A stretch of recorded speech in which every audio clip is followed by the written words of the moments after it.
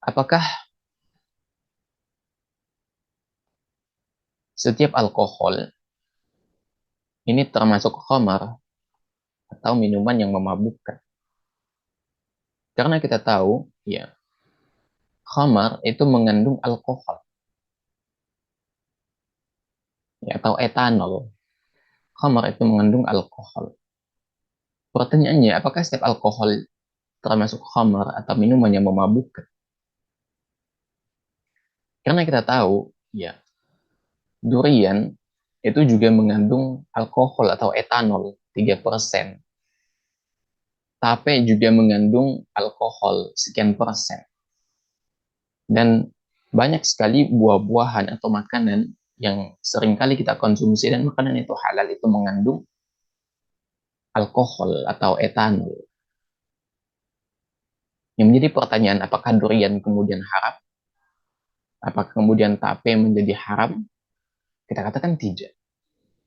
Pertanyaannya, apakah setiap alkohol itu termasuk khamar? Kalau semua alkohol termasuk khamar, ya. Kalau semua alkohol itu disamakan dengan khamar, maka ini adalah sebuah kekeliruan. Kenapa demikian? Karena makanan yang kita konsumsi sehari-hari pun mengandung alkohol. Tapi dia tidak tergolong khamar.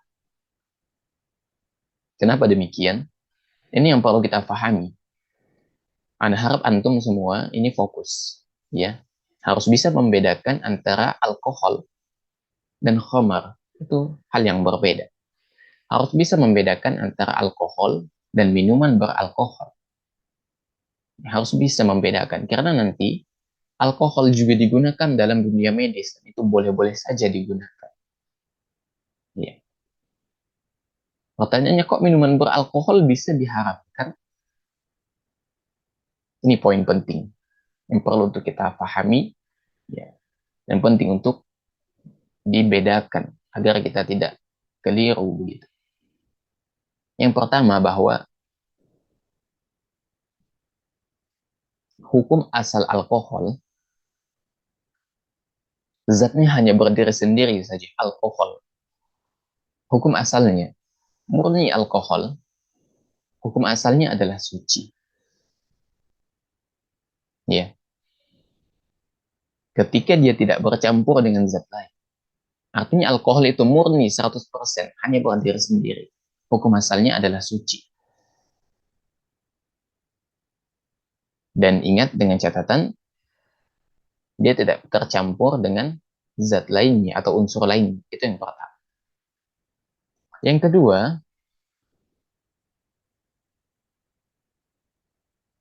alkohol atau etanol ini bisa menjadi haram apabila dia tercampur dengan unsur lain, seperti tercampurnya ia dengan minuman yang haram seperti miras. Ya. Jadi di sini ketika minuman keras dan alkohol dicampur, ya, yang dihukumi haram di sini adalah mirasnya, bukan alkoholnya. Karena hukum asal alkohol adalah suci. Yang haram ini mirasnya, bukan alkoholnya. Karena kita tahu miras itu unsur pembangunnya, ya, itu bukan hanya alkohol saja. Alkohol hanya sebagian saja, tapi ada unsur pembangunnya. Ya, gimana kalau orang mau meminum murni alkohol bisa mati? Alkohol itu tidak bisa diminum murni 100%, tapi dia dicampur dengan unsur lainnya. Ya. Sehingga dalam hal ini, antara alkohol dan miras itu dihukumi berbeda. Alkohol itu suci, yang haram itu mirasnya, yang dihukumi najis itu. Mirasnya. Jika digabungkan miras beralkohol, maka ketika digabung, di sini alkohol menjadi haram karena sudah tercampur dengan unsur lain. Tapi kalau dipisah, alkoholnya ini tetap menjadi suci. Yang haram itu mirasnya, ya. Maka ketika alkohol itu berada di dalam miras, maka yang dihukumi adalah campuran mirasnya, bukan alkoholnya, ya. Kenapa? Kembali lagi kepada hukum asalnya bahwa alkohol itu suci, ya. Jadi dalam hal ini, ketika alkohol itu bercampur dengan miras, maka alkohol itu yang suci sudah terkontaminasi oleh sesuatu yang diharamkan, yaitu miras. Sehingga statusnya berubah menjadi tidak suci. Ya. Seperti air misalnya. Ini benda najis. Hukum asal air apa? Suci. Ini najis. Ketika tercampur, yang dihukumi najis, itu najisnya, bukan airnya. Karena hukum asal air adalah suci.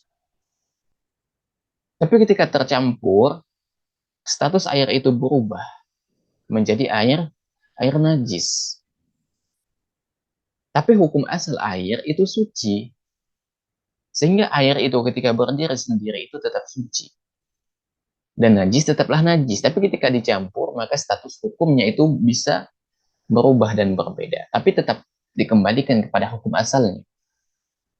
Jadi bedakan antara air dan air najis. Dan air yang telah bercampur dengan najis. Sama dengan alkohol. Bedakan antara alkohol murni dengan alkohol yang sudah dicampur dengan miras. Itu berbeda. Ya. Makanya dari perbedaan ini ditarik kemudian kepada hukum, misalnya apa? Hukum menggunakan deodoran. Sedangkan kita tahu deodoran itu mengandung alkohol. Apa hukum menggunakan obat-obatan di rumah sakit? Sedangkan kita tahu di rumah sakit itu obat-obat kan kadangkala itu tercampur dengan alkohol. Nanti akan ada turunan-turunannya, termasuk minyak wangi yang mengandung alkohol. Itu berbeda. Ya, hukumnya itu berbeda dengan yang miras. Alkohol yang digunakan di miras, alkohol yang digunakan di minyak wangi, alkohol yang digunakan di obat-obatan itu berbeda. Sehingga jangan samakan antara alkohol dan khamr, itu berbeda. Alkohol itu hanya salah satu bahan campuran di dalam khamr. Bukan murni alkohol. Kalau antum samakan alkohol dan khamr, otomatis durian menjadi haram, tape menjadi haram, dan makanan lain dan obat-obatan yang tercampur dengan alkohol itu menjadi haram. Sedangkan hukum asal alkohol itu suci. Dia menjadi tidak suci apabila tercampur dengan barang yang dihukumi najis. Ya, mudah-mudahan antum memahami apa yang Anda sampaikan begitu. Kalau antum memahami dan bisa membedakan antara alkohol dan khamar, maka akan mudah kemudian untuk memahami hukum-hukum yang berkaitan dengan alkohol itu, terkait dengan deodoran, terkait dengan minyak wangi beralkohol. Antum akan mudah di dalam memahami.